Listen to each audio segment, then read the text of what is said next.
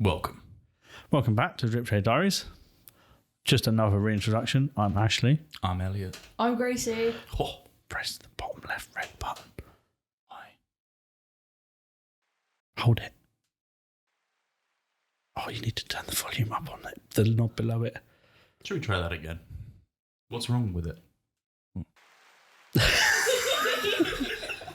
Turn it up a bit more. Okay. Elliot. Okay. All right. Tell a joke, Elliot. Hang To on. the right of that. Right. Next. Wait until he's told the joke. Everyone ready? Yes. Why did the old man keep incinerating dash huns in the bread factory? He was trying to make hot dogs. I love it! So I discovered that in the car. I can't, unfortunately, play a very funny clip.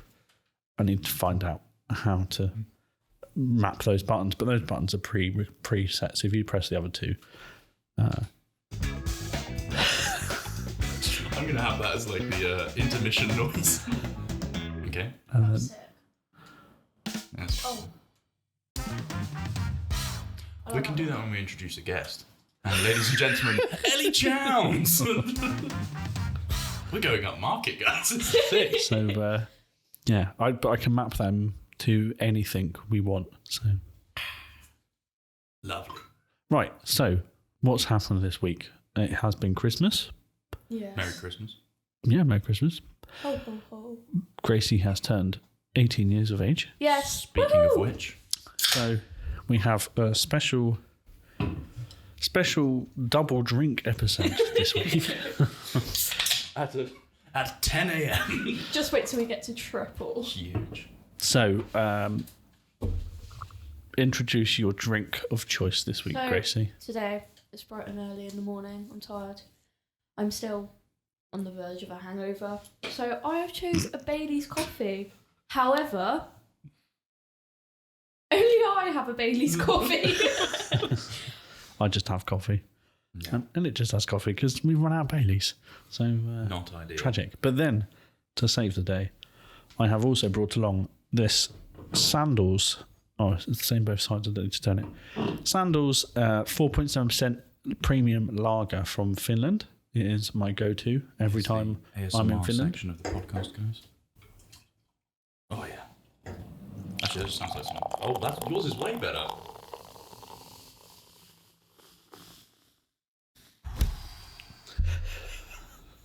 No, that's business. My turn. Thank you for your offerings. Reviews are in. Well, the coffee tastes like coffee. That's grand. Now. Your guys' pause were terrible. Yeah. I felt the pressure immediately. Oh, well, cheers. Yes. Merry Christmas. Cheers, Happy Merry birthday. Christmas and happy Happy And to birthday. a New good Year. new year. Yeah, New Year is not far now.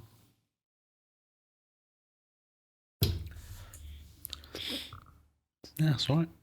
I'm not a lager drinker. However, I can get behind that.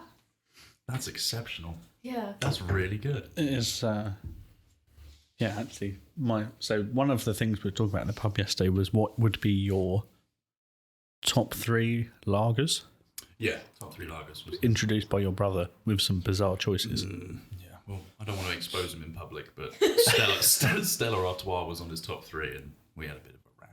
Well, I changed my mind. Sandals is going on Sandals there. is up there. Sandals is definitely up there. So it's named after a Finnish general called Sandals. Really? Colonel, what is a Finnish accent? Colonel Johan. No. Yeah. Yeah, That was, Johan August Sandals. That sounds German to me, though. Not the name, the accent. You could always see the good side of things, and yeah, he was just a cool Donny, apparently. Will I read the little thing about him? That's Yeah. what I just translated. It just goes on about how he's a cool Donny, and he's great dude, and has good beer. it's actually got quite a cool little quote on there. We will have good beer. Quote. That was like his closing statement. Viva Finlandia. It was the respected war hero, Colonel Johan August Sandals could always see the good side of things. One time, when in the same position he had already been defending for months, A young officer speculated that if the enemy did not relent prior to the winter, the going would get tough. Sandals responded, on the contrary, we will finally get cold beer. So, I've done it. yeah. Absolute beast. My kind of guy. So, did you have a good Christmas? Yeah, it was very merry. You went back down south? Yes. Portsmouth. I went to Portsmouth. Sorry. Get it right. Yeah. Oh my gosh. No, I'm saying sorry you had to go down there. Oh. Ignore him. What did you get up to, It was Gracie? so lovely. I saw my sister, saw my niece. She now growls when she gets told off. Pardon? If you tell her, no, you have to stop that, stop hitting me, she'll just sit there and go, Like a dog. yeah. Okay. It's brilliant. Fair Such enough. an angel though. What about you, Chief? Good Christmas? Yeah, so we opened the pub 11 till 2. We had a good chunk of locals in. I'd say it wasn't less amount of people, but I don't know how to describe it. There was groups of people who you know that came in who wouldn't necessarily come in before, and then people that used to come in didn't come in. Fair enough. So it was like... Bunch of randos. No, I knew every single person other than the last 3 people in who came. They came here 20 minutes before we closed. Oof. Are you guys still doing drinks? Yeah, we're doing drinks. We're just going to go for a quick walk with the dog around the footpath and then we'll be back. And Deb was like, well, we're shutting at 2, so be quick. It's like random people. And to be fair, they were quick and they had a drink. And I think we ended up shutting the doors at 2:15. Last people out, so it wasn't bad. So it was nice. And then we shot off over to my brother's over near Stourbridge. Had a big Christmas dinner. Hibernated. Come home. So yeah, it was good. The classic. Fair enough. How about you? Just me, Mum, Sam, lots of food, and lots of sleeping, basically. And then a house move kind of tossed into that. But no, it was good. It was good to kind of catch up properly with everyone. And yeah. Nice. Christmas is for family and all that. But enough about that. What's it like to be able to finally legally drink? It is brilliant. So on my shift in the last 20 minutes, what was her code name? Oh, Brooke. Brooke came in. She insisted on buying me an alcoholic drink. Nice. Double Malibu and Coke. Huge. Diet Coke, obviously. It's delicious. So I enjoyed 2 of those here. To offset the sugary syrup that Yeah, is Malibu. Really nice health kick there. Yeah, just Which was followed by a double Malibu and Diet Coke chaser. yeah. Actually, Respect. I had 2 of those here. I went home, enjoyed a mimosa my mum had made. What, orange juice and champagne? Yeah, I wasn't a fan.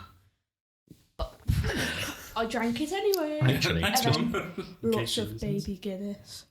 Did they work this time? Or is this... Yeah, Yeah. apparently I went to bed at 5 in the morning. So That's good Apparently. innings, yeah. And apparently no memory. No memory. have champagne is overrated. Yeah. I can't get behind it. I knew Just- Elliot would turn his nose up at this. Hang on, I don't know if that mic picked that up. What? This would be better. Oh yeah. Wait. Sound effect. Looks like we're in for debate of the week. I'm for.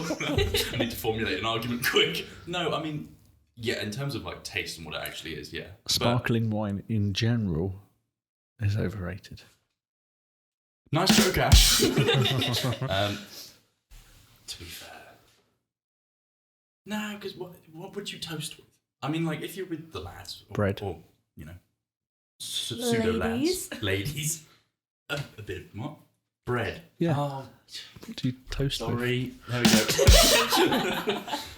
I really like this. I'm getting so carried away with this. It is recording, isn't it? That would be embarrassing. Yeah, it is for you. Yeah, I was going to say, this is Yeah. gold. This is dynamite. No, it's not overrated. I think it's got its purpose. It's for celebrations, and I think the more if you have like if you drink champagne regularly, that's weird. Like you have a bottle, it gets dusty, and then you guys, Sam didn't get kicked out of university, woohoo! And you kind of pop the bottle, and everyone has a sip, and you go like, okay, cool, back to beer. It serves its purpose. But there's nothing like. Do you not drink have a little glass of champagne on Christmas morning? Like, cheers, guys. No. Well, it appears I'm alone. I'm sure some of the listeners will agree with you. Don't Let keep us poking know the on buttons on the Facebook, guys. soundboard. Message us. Yeah. Maybe that's a Facebook question I'll post after this. A quick note: we are now in episode 4. I've been learning how to edit these audio clips for 2 weeks now, and I have learnt that my breathing is very loud, particularly mine. Mostly because I think there's something wrong with my nose, but I've just learnt how to edit 3 separate tracks. So we've got 3 separate microphones recording 3 separate audio files. However, I've been editing the single audio file with all of them compressed, so I can't edit them. I've just learnt how to do that today, so hopefully from here on out they'll start to get better and better. Yes! You made a grave error telling us that. Yeah. I might just clip weird noises that you two make during the episodes previous and map them to that, so you have no idea, and you go to press it and the joke will then be on you, won't it? I don't know. If you've got like a me and Gracie doing Pimp Down, Pimp in Distress, that would be so good. Live on air. But yeah. This is really good. It's nice. This is such a nice beer. I meant to bring 3, right? And I thought I didn't want to burst, so I poked them into my shoes that were in the suitcase. I had like... I thought you meant you were just stood on them going, nothing to see no. here, officer. Like, I packed kind of like winter boots in case it was snowing heavily in Finland. It wasn't. So I put 2 in and then forgot about the 3rd one. So Fair enough. Just drunk that through, yeah. if only I had 3 shoes with me, and then I'd have had 3. But yeah, that is my favourite go-to. It's very expensive to drink out in Finland. Like, that'd be like 40 odd euros for a... Isn't Finland quite expensive just in general? Yeah, it is. 40 euros for... For like a 20 pack of cans. Oh, gosh. Is that like 35 quid? It's very expensive. That's pricey. I mean, this is an expensive lager. Do they drink beer? Not they as in like this alien lager. species. The Finnish people like... Yeah, they're lager drinkers. Okay. They've got sour beer over there.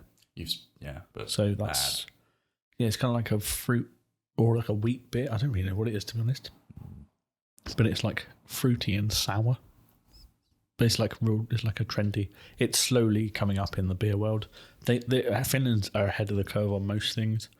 So they're always like ahead. Childcare, education, beer. No, but like they just seem to kind of... I've seen a few places doing sour beers over here now. Yeah.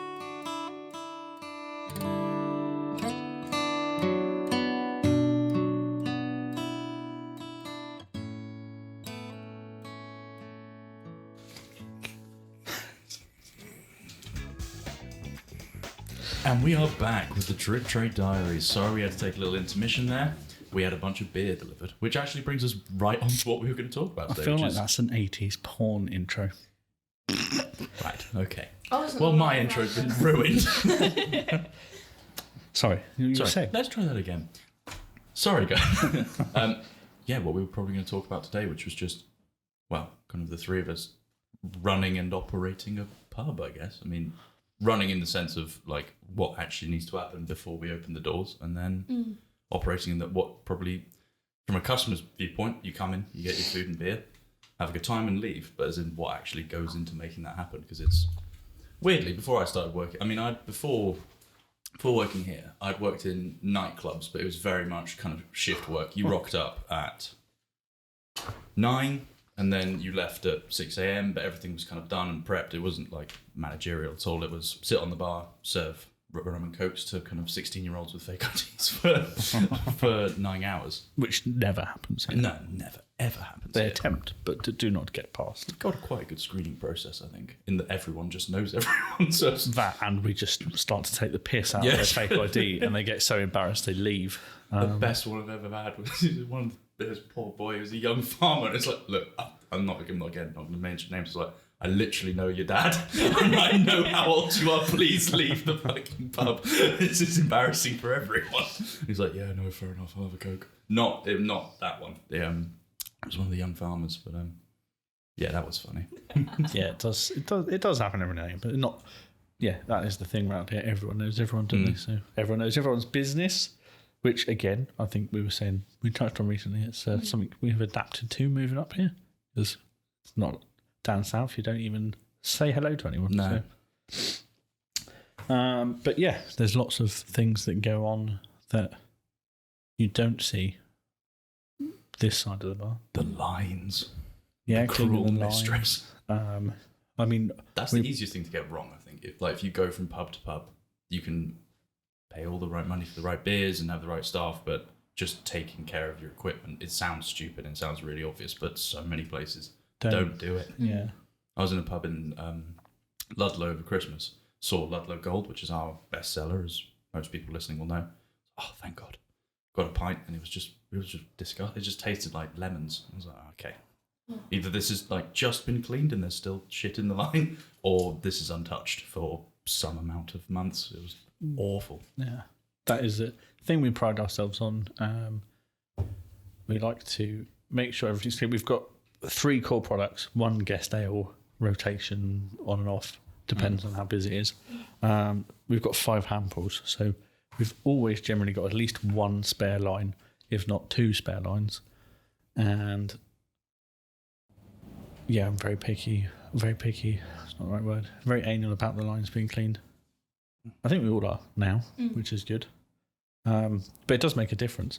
We work on a system where we have like line 1 to 5. So say we've got HPA, Butty and Gold on line 1, 2 and 3. 4 and 5 will be clean and in water, ready to go. And then when the HPA goes off, the new barrel goes on line 4, line 1 gets cleaned, and so on and so forth. The lager lines, side lines get cleaned once a week. That takes, about an hour and a half, maybe? That's quite fun, though, because that's literally just the ale lines is kind of as you're going, basically. But the lager lines is just a little process. You get your music on. Yeah, that's it. I usually just do a kind of full clean of the cellar. But yeah, it's good. It's a good one to. I did the lines yesterday, so I was down there at 9. That's actually another funny story. A couple of days ago, do you know we have the 2 massive vats that hold our cleaning liquid and our water? Yes. Do you know when, in the heat of action... 65 litres they hold, I think. Yeah. So, again, in the heat of action, beers flying everywhere, people ordering food. I was like, I'll fill the water tank up. Did you do a me? I came back half an hour later. And I was like, right. Thankfully, I've got to play this off real cool because I have just actually flooded the place. And then I just came back up real casual. Brooke, George, a couple of people. I was like, it would be quiet for food. Then I was like, I'm just going to mop the cellar. So Brooke, be careful, it'll be a wet floor. And then she came back up 15 minutes later, just tell the truth. What happened? Because the floor's like shining. And I was like, yeah, okay. I did potentially leave the water going for about half an hour. So that happens. But yeah, that's but great. At least now, yes, we don't flood the bar like we used to because we've moved cellar. And redone the cellar. So, and now it just goes down the drain. I mean, it's a waste of water. Sorry, But, Ellie hey, Chowns. It's a lot better. But that is, yeah, it's a thing that you got to keep on top of. I think a lot of places don't. A lot of people don't bother. They can't be asked. It's expensive. Waste beer. No. Well, not waste beer, but beer gets Well, lost. yeah, in the you process. kind of do, I suppose. I mean, we've got like a 3-pint pour on our lines, so it takes 3 pints to get to the cleaner. So we've got 3 pints of beer to throw away. You can't really use it for anything. You can maybe use the first pint, but you don't want to risk the mixing. You can push it through with water, then it's extra time, and it's sort of. But there's so much beer there, you can't. What are you going to do with it all? So that's why we clean the lines between every barrel of the ales, because when a barrel of beer's gone for ales, it's gone. Like, you can't see through the pint, so you know when it's gone. It doesn't just run out; it kind of goes murky because it's got that sediment in it. So yeah, I don't know what There's probably many disastrous stories. I just can't think of any now. For line cleans in general. Well, like you were saying earlier, with the old cellar, it didn't matter. Like, I'm talking about I'd kind of left water going for a considerable amount of time. I did a food order, went back to mine, went to the loo, checked my phone a bit, came back in, had a chat to everyone, then went back in the cellar for a completely unrelated reason, having forgotten doing it. But back in the days of old, if you did that for 5 minutes, you'd walk in and the pool table was like getting close to being submerged, and it all went very, very wrong. No, we're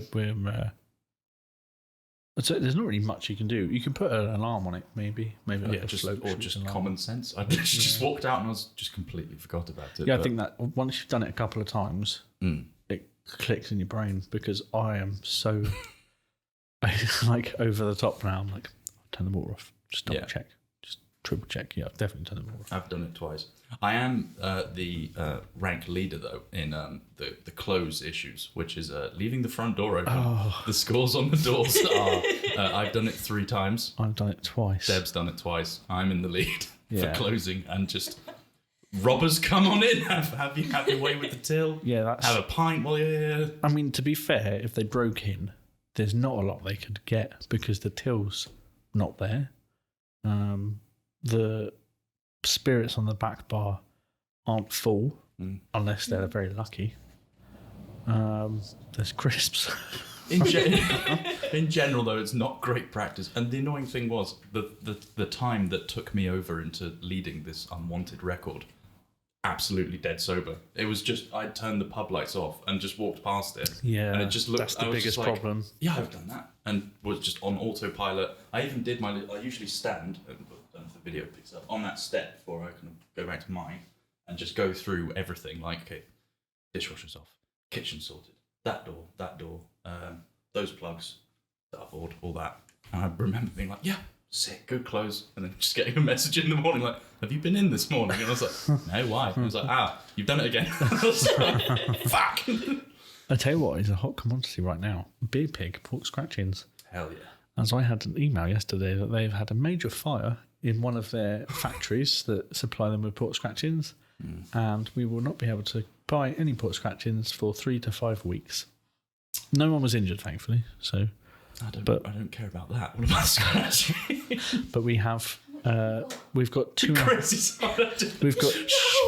have 2.5 kilos in the cellar or in the stockroom, and I'd say probably about 2 kilos in the machine. So that's probably a couple of weeks worth. Customers listening, come in and get them when you can. Yeah, we do a pot, like, we do. Get them while they're hot. Oh wait, yeah. No, I was the wrong one. Sorry, guys. Thanks, Gracie. So yeah, but I don't know if you've heard it. We did speak about it briefly in the episode, but pork scratching machine we have keeps them hot. It's nice, warm pork scratchings. So nice. Soft, crunchy, tasty, top tier bar snack. And you don't get the horrible hard bits. No, they're like. I like the white puffy ones. Where it's just like... Can I switch up the order of the episode? Because this again just leads us beautifully into what I wanted to do. Debate of the week. The champagne, you guys are wrong. It's not a debate. But scampi fries are the best bar snack. Go. They just are. I'll contend that if you have bacon fries, they're kind of level. I need a second. But it's the perfect size. Actually, I went to a pub back in Portsmouth, East Meon. It was like the king of...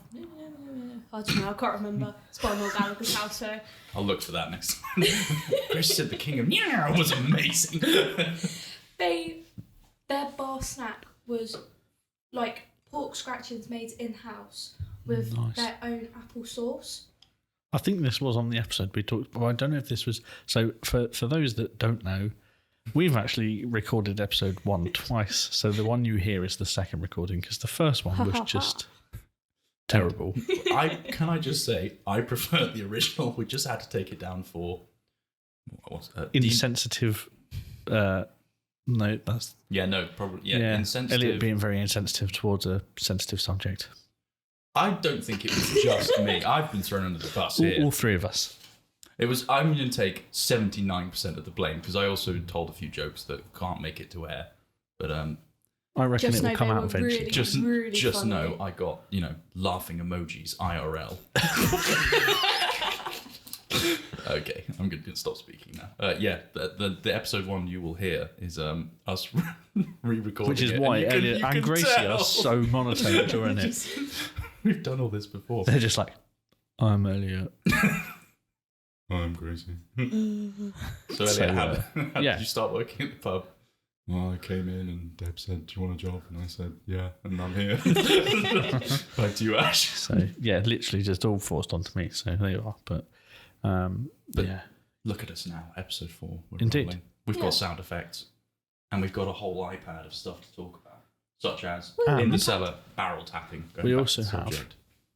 Then yes, so this is a little mascot for the pub from your brother. yeah, he went to Norway, and he came back and he said, "I want this to be on the shelf at the King's Head Dockline." It's apparently like it wards off something, but I wasn't really listening because it is terrifying. I don't know if anyone can see that. It's just the ugliest thing you've ever seen. But And whilst I was getting the beer into the cellar that was delivered, Gracie's done a little bit of art for us on the chalkboard here. So that's great. And Elliot's hit a 180. yeah, just Woohoo! while Ash was in there, I was like, "I'll just practice my arrows. I'm really good at darts." I was fearing for my life first. He threw them from 10 millimetres away and just put them in, actually. Still takes skill. So, so going back to things that we do in the cellar, people don't see. There's racking. That's a skill, racking the ales up. So, like I said Yeah, previously, you've got to Crane. you've got to rack the ales on their side at least 40 hours really before you serve them.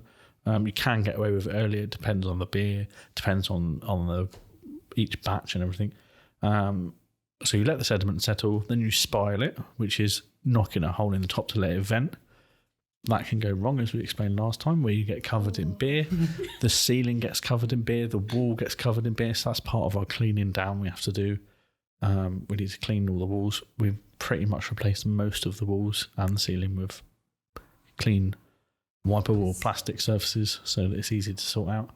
That was one of my first jobs here. Like, it was about a month after I started working. You gave me like a gas mask, and you were just like, "Look, you see the roof?" And I'd never really noticed before, and it was just kind of like, it did not bad, but as in you could just see every single time a beer had exploded, Yeah. and covered the ceiling. It's like, "Do you mind It's swallowing stained, and I was like, look, you need to scrub it down with some sort of cleaner. I think you ended up using bleach. Yeah.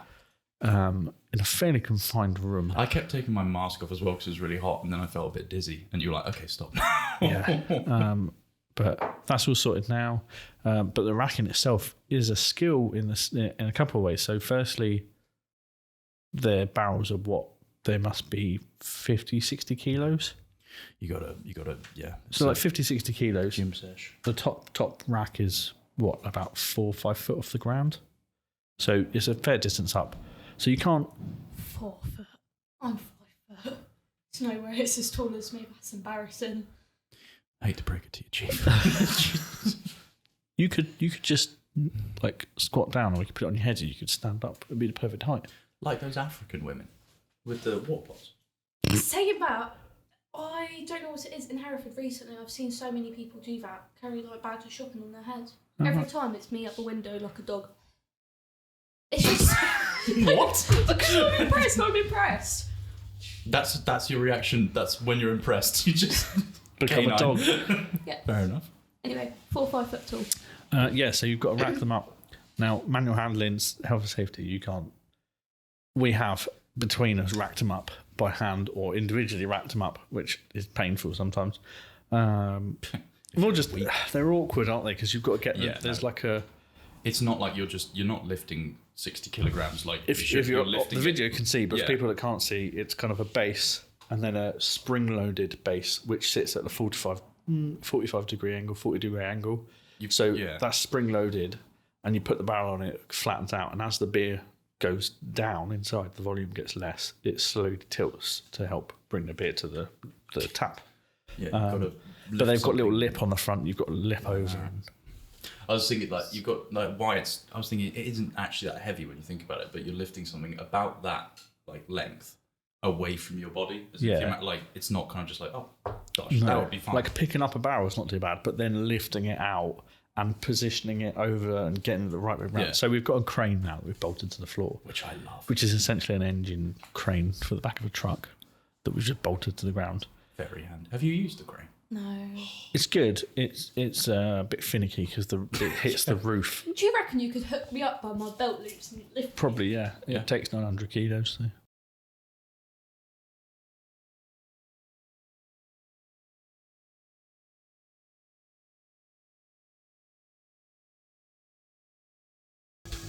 And we're back. The booking for 1 p.m, Mr. Lee just called and he said, really sorry, it was a date and she's just cancelled. Oh, no. And between, wanting to get back to the podcast and, having Sympathy for no the human. empathy, I was just like, oh, sorry, mate. Better luck next time. Bye. Jesus. So, As you can tell, I'm head of customer relations. yeah, Very Elliot is popular. arguably great. Arguably great. Undisputedly great. So yeah, that's a issue in itself, racking up the beer, but also racking up the correct beer because we've got 8 slots. We have 3 ales on all the time.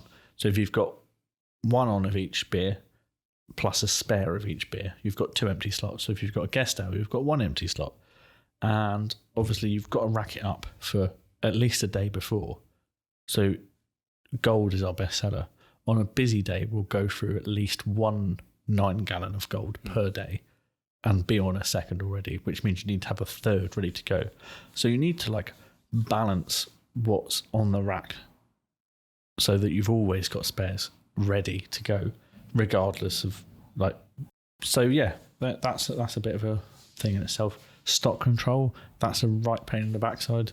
So actually over Christmas, Boxing Day, last year, very, very busy. Everyone's had their Christmas dinner.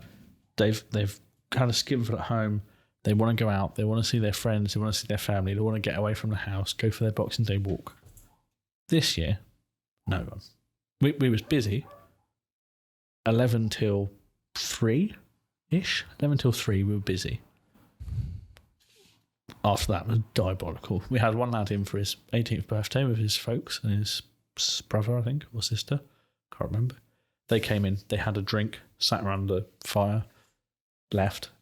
No one else here. Absolute ghost town. And we're like, Christ, this is the worst it's ever been.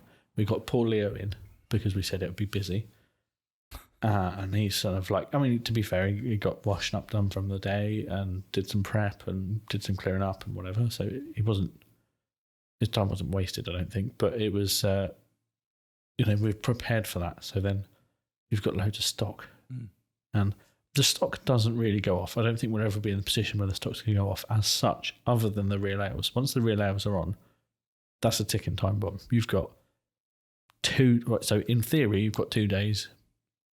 A lot of people say you've got kind of 3 to 4 days. We have had beers on for over a week, and we move the lines. So we'll clean the line. So every couple of days we'll go, this isn't moved much. Let's put it on a fresh line. So it's on a fresh line. It's not sitting in a horrible line. But as long as the taste is still correct and it's still clear and still nice, then it's fine. We very rarely throw beer away, but you've got to kind of find that balance between when it's going to be busy, when it's going to be quiet. Same with gas, because we go through gas like there's no tomorrow when it's busy. It's always irritating that when you get, with the guest ales, you get something on and you're kind of, we either kind of had it on at the beer festival or it just kind of ticks all the boxes for kind of what you think. Like guest ales, the kind of big sellers, weirdly, for non-regulars. Everyone who comes in kind of a couple times a week, either for a meal or just have a drink with their pals, they've got their beer and they stick to it. It's also the issue you guys have, swapping new products in to a line, is that there's always one they'll go, oh, that looks cool. Can I have my gold, please? Yeah. And then you kind of put something on, you think okay, this might actually, this is going to sell like hotcakes. And then we're throwing away half a barrel because it's just been sat there for 2 weeks. What was the Y Valley had their anniversary and they kind of put out a bunch of their classic ales, Toros. And on the description, you'd think everyone's going to love that. I had a pint. It was all right. I'm thinking, but not my type of beer. But for a lot of people, that's what they like to drink. I think I remember kind of pouring away half a barrel of that just in the garden. So the beer festival this year, that was probably one of the worst events for us financially that we've done, because it was the biggest beer festival we've done. We had 25 real ales, I think, in total. 20 up in the beer tent, 5 down in the bar. We had 8 or 10 ciders. We had 6 or 7 bands. We had all the inflatable assault courses. We put on like a fairly easy beer festival menu. And it was busy, but it was really, really hot, wasn't it? Like, it was unbelievably hot. Mm. We had to have 2 coolers this year because it was so hot. And it was the beer. We had 1,400 pints, I think. 1,500 pints to sell. And I tipped away about 1,000. Maybe 1,100. Like, it was horrendous. We sold barely anything. We should have probably been a bit more realistic in terms of like what the demand would have been. But previous year, we'd sold well over half. Mm. Like, it was really like, we've always done it in the like. We know we're going to have to throw beer away. We're not going to sell that many pints, but we don't want to put on a beer festival and a big event, and then people turn up and you've got like 6 beers on, and they're like, "Well, this is a bit rubbish." So we try and like have a bit. We've got. I kind of sit down. It takes me ages. I sit down with a book like this, and I write like gold, pale, bitters, specialties, porters, like, and try and have like a range and kind of split it up. So the most stuff that sells is pale and gold, then bitter, and then stouts and porters and things. So I like split it up into different categories and try and get what people want. And this year it just didn't land. And it was so hot, people wanted cold ciders, cold lagers, cocktails, wine. It was busy. We were busy with people, but they didn't drink the beer. I mean, it was my first. I don't know. That was like my first sort of week working in the pub. That was your debut. It was, yeah. There was so many people in, but a lot of them were sticking to their normal. I remember just pouring so much Carling. Yeah. Like, no one was.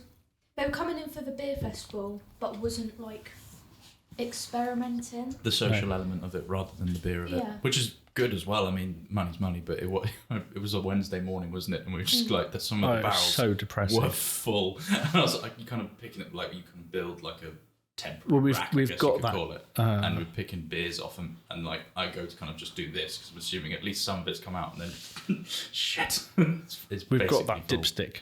Yeah, and there was like 1 barrel was at 4 gallons, so over half it had gone. The rest of them were like 7 or 8. Was that Rocket Man? That did quite well. Yeah, I think Rocket it Man was. I think it might have been the raspberry.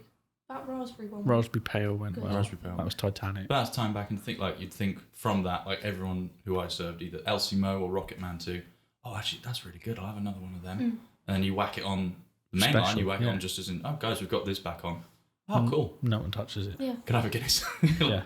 Oh, pain. So, yeah, that is a problem. It's trying to predict those events. I mean, it just means we'll scale back. So next year's beer festival, I'm going to try and do out on the patio here. And I'm going to use the outside. We've got an outside bar we've had built, and that's got 6 taps on it for kegs. And I'm going to just get different lagers in and ciders. Yeah. Because people around here drink a lot of loads of people drink ales, but a lot of the people we had were drinking lagers and things. So we'll get some different lagers on things and try those out. But this is the kind of thing you learn, I suppose.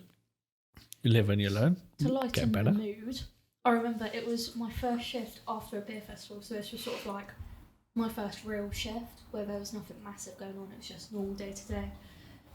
I was on the bar. Elliot was in the kitchen. He came out and he was like, I can't remember what you said, but you were on about fish and chips. No, you asked me if I liked fish and chips or fish. And I was like, yeah.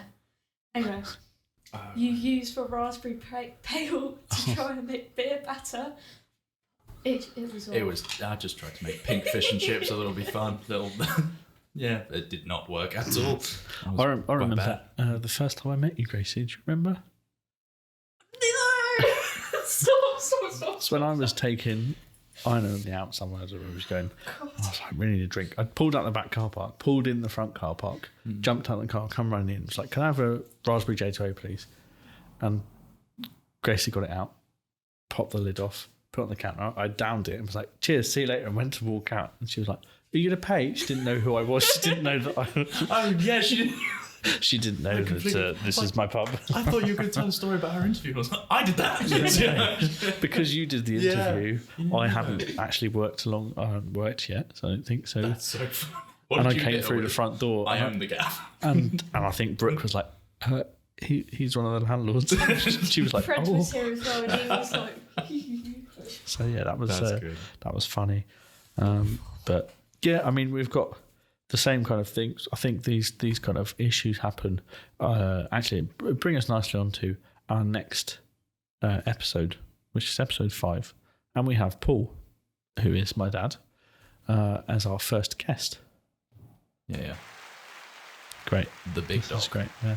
So Paul will be coming along. Paul used to run pubs with Deborah, who is my mum, and his mum and dad years ago across London. And our episode is going to be about the difference in running a pub now compared to running a pub in the sort of 70s, 80s, whenever it was those running pubs. The challenges, the things that have changed, the processes, the way they've changed doing things, how customers have changed, how drinking habits have changed. So that'd be quite an interesting episode. But they used to have issues. I mean, he's got loads of issues. I'm sure he'll tell us next week. He used to have loads of issues with the pub, let's just say. Steady. So yeah, they had things with bad batches, or they had a batch of beer they had in. They got in as a special, and it was so strong that his dad watered the barrel down. So. Damn. They literally were like 50-50 water beer because it was so strong. People were fighting. The whole pub was fighting. And they were like, this beer is too strong. And they ended up watering. I don't know there's something wrong with it. We'll have to ask him next week. And they watered it down to get rid of it and stop people fighting. I heard some of these stories on a road trip to pick up an oven from a church in Liverpool, as you do. And I just remember thinking like, this is so boring. I want to go back to the 1970s. Yeah, just kind of. There'll be some wacky tales. Sure. He had a Christmas ghost at their pub. They had a pub called the Angerstein in London, which is still going. It's still a hotel and pub. I can't remember where it's based now. Is it Croydon-ish? I don't know. I can't remember. But it was a really big pub right on the corner of a main road, and every Christmas Eve, their gas used to turn off in the cellar. And they had a proper cellar, like underground cellar, and the gas used to just, like, the bottle would be turned off, completely turned off at midnight on Christmas Eve. How strange. Right? So, like, it happened every year, and they're like, what? Like, all the beer stopped. The gas has turned. Why is the gas turned off? And no one had turned it off. So one year, my granddad and my dad went down into the cellar at 5 to midnight and watched the gas bottle until 5 past midnight, and it was on and it was fine. Went back upstairs, started pouring beer, stopped, went downstairs, and the gas had gone off. But only on Christmas Eve. Spooky. And Dan's had a few. I mean, he's got a few ghosty stories. All of which to look forward to in episode 5. Do we all believe in ghosts? Debatable. Sometimes. I've had 2-3 experiences here. With the supernatural. Yeah, so when we recorded last week down in the snug, like I said, my bathroom's above it. I was upstairs. It was about 3 o'clock in the morning, I want to say. And our toilet's above it. So I went to the toilet and I'm standing there having a wee. And I just hear a distinct... These chairs make horrendous noise, right? Moving around downstairs. Like the table's moving and the chair's moving. I was like, what the fuck is that? That's like, it is late. I know it's late. I don't know what time it is. So I walk back to bed. My phone's on the counter in the kitchen. Press the button. It's 3 a.m. That's weird. For ghost I remember this. I remember it's 3 a.m. I'm going to check CCTV in the morning. Check CCTV, and the CCTV is just white in the snug. The infrared's bouncing off of the curtains, which it's never done before, and the screen was just completely white, so you couldn't see anything all night. So then maybe there's someone down here, but everyone around says no. This was before you were here. Oh, damn. This is I before- had a great joke lined up. Mate. Damn, This is not you getting your prawn sandwiches at 3 o'clock in the morning. This is happen. there was no, you weren't living here at the time. Damn. So that was one, and then another time this was experienced by my wife. She was locking up one night. This was real early on when we had Nan living with us, and she was living down in what is now the restaurant. So, and it was when we had the old layout, and there was a camera down the end of the hallway, and a camera up in the snug, and she saw someone walk past, like in the corner of her eye, in like a 90, like an old lady in a 90, and was like, "Oh, are you okay, Nan? You all right?" Yeah.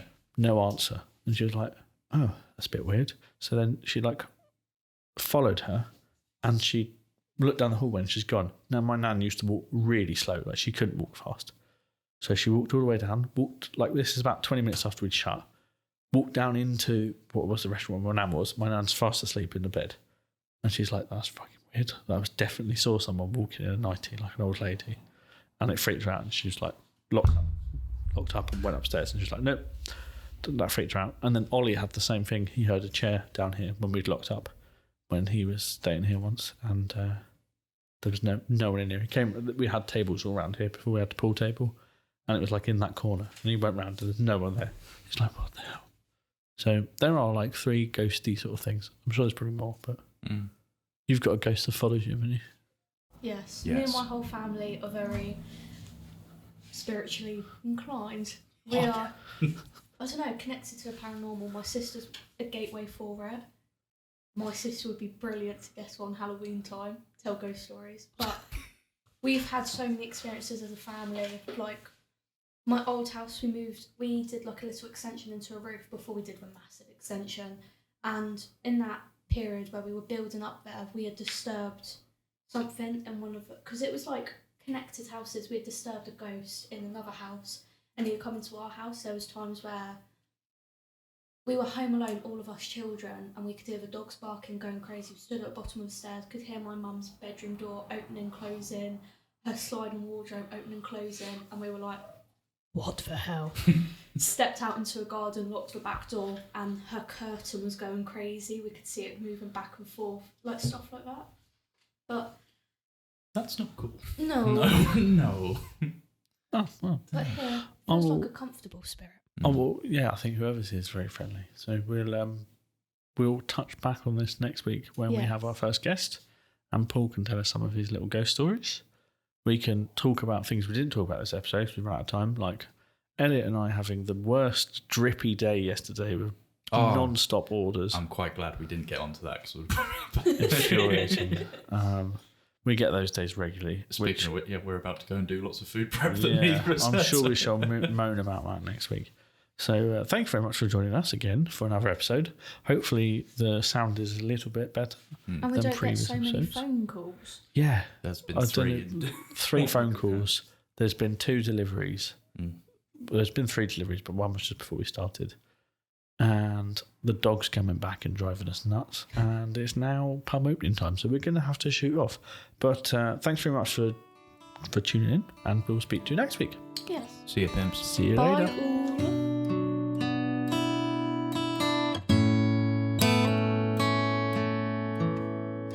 Thanks very much for listening to that episode of the Drip Tray Diaries.